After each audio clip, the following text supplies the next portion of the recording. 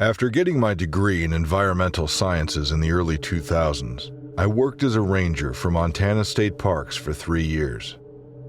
During the third year, I used in-park housing for the season. During that time, I started feeling really uncomfortable in the woods, which had never been my experience before. The area was a little isolated, but nothing I was unaccustomed to. I never had many strange encounters leading up to this one, but soon, after moving in, I felt the woods around my cabin had an ominous feel to them. I started hearing strange noises pretty often. They'd start off really slow and quiet, and it would be a faint noise in the background. Then, all of a sudden, it would turn manic and angry. Then, slowly go back down to quiet again. Other times, it was a short, blood-curdling scream. I knew that a lot of animals can make some crazy sounds, like raccoons or bobcats or foxes, so I convinced myself it was that. But it still just never felt right. It's hard to explain, but I'd never felt like that before, and there was something about the woods around the place that made me feel like I was being watched. A few weeks after moving in, there was a thunderstorm, and the thunder was loud enough to keep me awake. The lightning was crazy and was lighting up the whole surrounding area. I'd been lying in bed and got up to get a glass of water at the sink. It was probably around 2 a.m. There was a window above the sink that gave a view of my yard leading up to the tree line. When the next flash of lightning hit, I saw it. It wasn't a long view, but it gave me enough time to see whatever this thing was. It was right near the tree line, just a few steps into my yard. At first, I thought it was a bear, but it wasn't. It was standing on 2 legs, with its face pointed towards the house. Its legs were like a dog's, and I could clearly make out the hocks. It was hard to tell the color of the fur, but it was dark, and there was a huge mane around its neck. It had a huge chest with wide shoulders. The upper body was so much more massive than the lower body, and it had arms like a bodybuilder. I was so shocked. I just stood there and couldn't even move. I waited for the next lightning strike so I could get another glimpse. But when it came, the thing wasn't there. It happened so quickly and was gone so quickly, you can't imagine how shaken up I was. After that, I kept my gun within arm's reach at all times. I tried doing some research on animals in the area, but nothing matched that description. Me and some of my colleagues spent quite a bit of time searching the vicinity, but never found anything. Nothing else happened for a few weeks.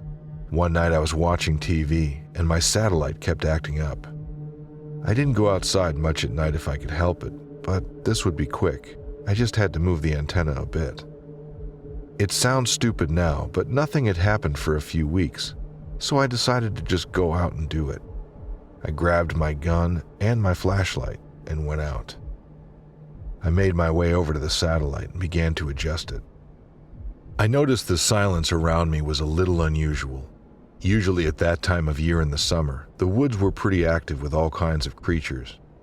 But the quietness that night was eerie. I heard a small snap of a stick and turned toward the sound and shined the light in the direction of the noise. What I saw will horrify me for the rest of my life. I was immediately met with red eyes. The eyes were glowing and they looked demonic.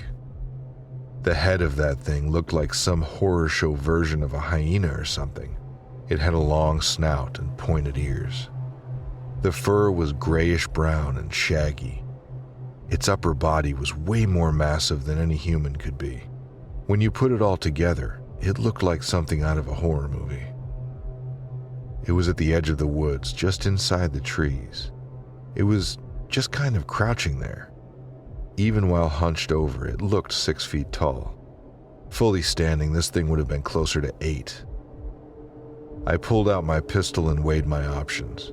I didn't know how confident I felt in getting off a lethal shot, but I was freaking glad I had it. I backed away slowly without breaking eye contact with it. I wasn't far from my door at all, and my fight or flight reflexes kicked in, and I ran. I still don't know if that was the best option, but you never know how you're going to react in that kind of situation until it happens to you. I ran the fastest I ever have in my life, and I didn't turn back once. I got in the cabin and locked the door and sat there, cradling the gun for a long time until I could calm down. I called in to report it, and 2 rangers eventually arrived to give me support. But there wasn't much we could do in the dark. We didn't know what the thing was capable of. There was another search the next day, but we came up empty-handed. That was the last night I spent in that cabin. I never experienced something like that again. I try not to dwell on it, but I still get nightmares. The image of that thing will never leave my memory.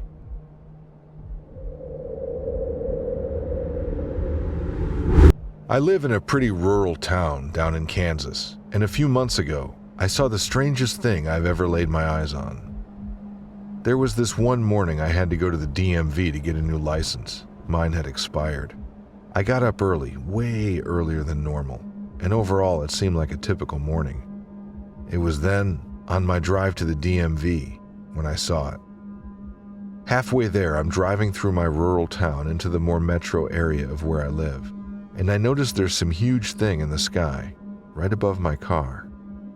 At first, I freaked out. There was some flying object in the sky, and whatever it was descending to the ground fast. I thought at first that it was a plane, and that kind of stressed me out more than anything. Was it a terrorist attack? Was there some kind of internal malfunction? I wanted to call the police or something. The fact is, I sort of figured someone else already had. Besides, I was in shock. Anyway, whatever it was crashing. There was a stream of smoke coming out from behind it, clear as day. The odd thing was, as it came closer to the ground, closer into my field of vision, I realized it was definitely not a plane, or a helicopter, or anything I've seen in my life. So now I'm watching it way, way closer because I want to see where the thing is going to drop. I know that curiosity killed the cat, but this seemed like something important, or at least abnormal enough to pay attention to. It was shaped like a CGI starship from a Marvel movie or something. It wasn't a flying saucer, but the way it was designed looked very foreign. It was all gray, and for all intents and purposes, too large to go unnoticed. Eventually, after a short while, I see it descend closer and closer to the ground, nearby but definitely a few miles out. I figured, hey, I'm already late for my appointment. I should go see what the hell this is about. So now I'm speeding my way towards where I saw the thing crash. I was going quick as hell, and I got there in less than 10 minutes. I parked on the side of the road because it crashed in kind of a woodsy area I could only get to on foot. I can't lie, the adrenaline was high, and I was very excited to find this thing and figure out whatever the hell it is. Much to my dismay, though, when I got to the crash site, there was nothing.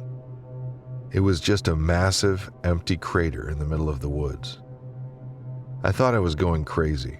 I thought first that I had imagined the entire thing, and then I tried to rationalize that I found the wrong spot, that this wasn't really where it had come down. But I soon understood that neither of those things were the case. The damn thing just disappeared. But I'll tell you this, it didn't disappear without a trace. I jumped down into the big hole at the crash site to have a look around, and to check that the ship wasn't like invisible or something. And believe it or not, I found some debris. Debris is vague, I know, but this was the really strange part. I collected all the weird rocks and took them over to my buddy, Tom, a geologist. He analyzes them, or does whatever a geologist does, and tells me that the rocks were scraps of meteorite. Insane. You might not see how this is substantial, but the fact is that if what I saw was any other plane, there's no way in hell it would have been up in space. There's no way it would have vanished and disappeared with almost no trace. Unless, of course, it was something much rarer than any old airplane. My personal theory is the thing teleported. It crashed somehow, and using some kind of weird technology, it teleported back to wherever it came from before anyone else could see it.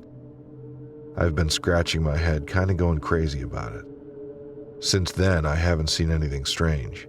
but that doesn't mean I haven't been on the lookout for it. I bought a huge telescope, and now I find myself frequenting some unsavory parts of the internet to try and make sense of everything I witnessed. Not a lot of people in my personal life believe me, so I'm hoping at least you will.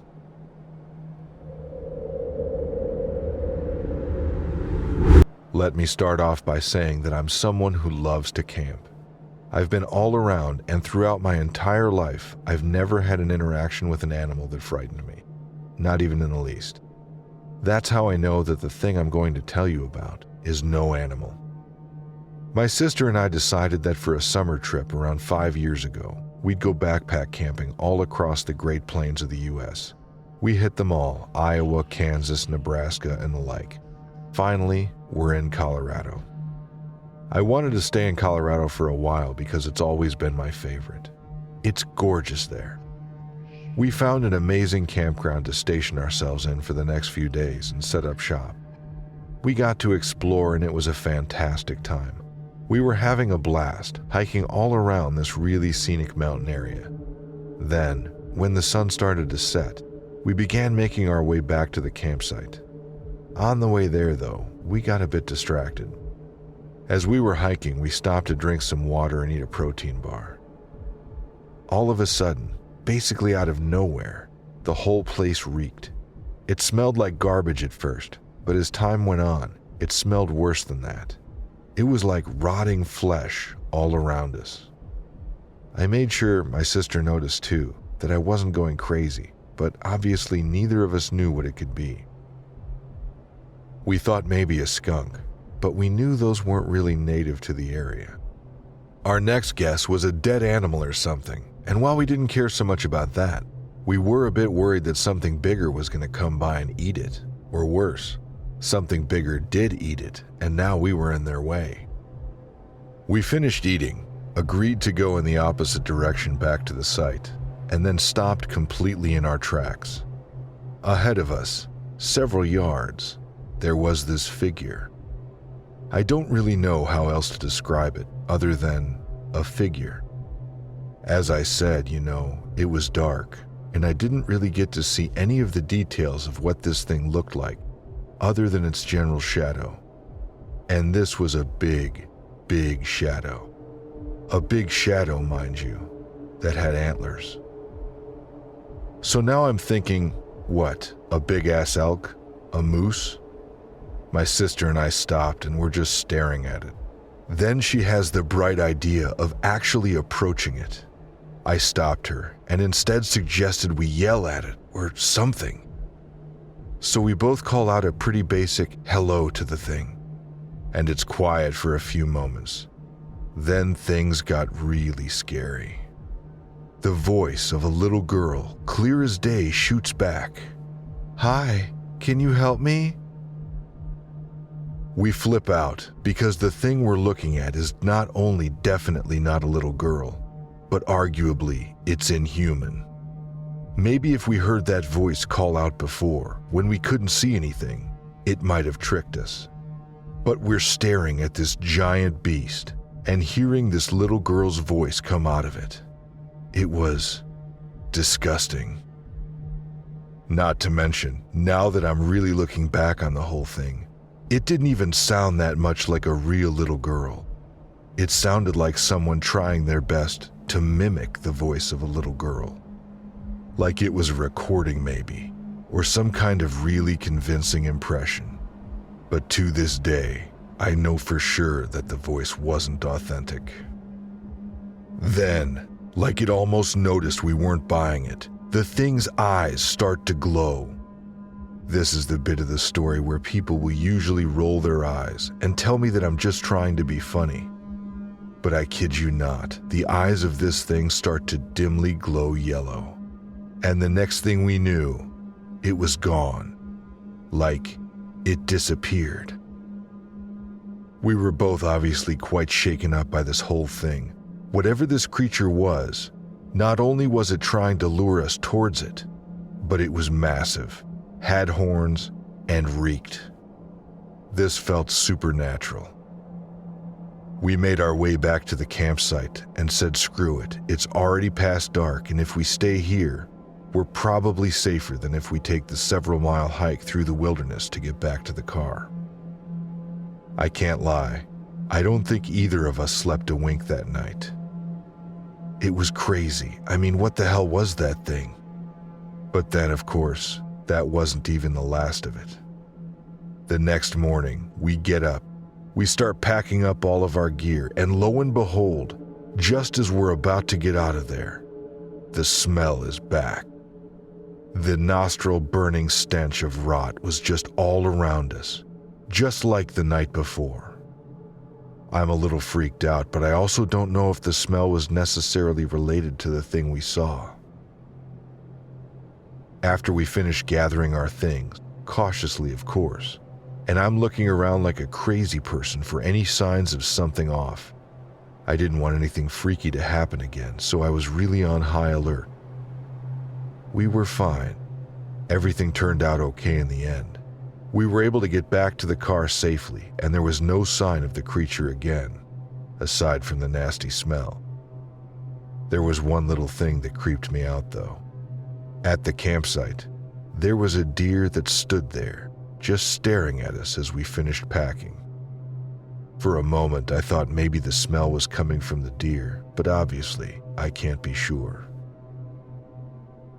All I do know is that the deer was very intently watching us put our stuff away, and even followed us a bit as we made our way out of the area. My sister thought the deer was cute, but I had a strange feeling about it. The whole situation was definitely off. This is something that stuck with me for a long time.